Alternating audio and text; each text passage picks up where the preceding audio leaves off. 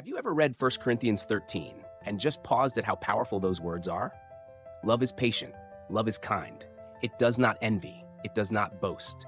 It is not proud. It always protects, always trusts, always hopes, always perseveres. Love never fails. It's often called the love chapter. But today I want to invite you to try something with me. Let's do a thought experiment. What happens when we take the word love out and replace it with the word sovereignty? Listen to this. Sovereignty is patient. Sovereignty is kind. Sovereignty does not envy. It does not boast. It is not proud. It is not rude. It is not self-seeking. It is not easily angered. It keeps no record of wrongs. Sovereignty never fails. Doesn't quite sound right, does it? Because sovereignty isn't what 1 Corinthians 13 is describing. That chapter isn't a list of attributes about God's rule. It's a window into his heart. Yes, God is sovereign, absolutely. The Bible is clear. He reigns, he rules, his plans will not be thwarted. But the essence of who God is not sovereignty. The essence of God is love. God is love, 1 John tells us. Not just that he has love or that he sometimes acts in love. No, God is love. And that changes everything.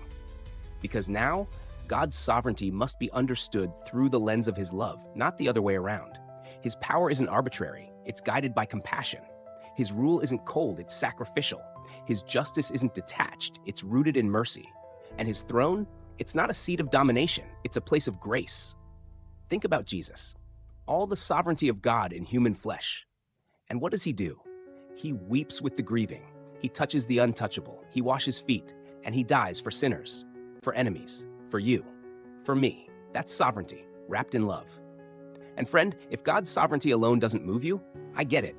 Raw power can be terrifying, but God doesn't ask you to just bow before his might.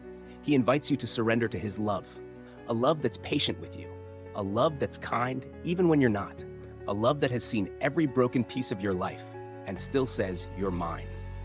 So today, I'm not just asking you to believe in a powerful God.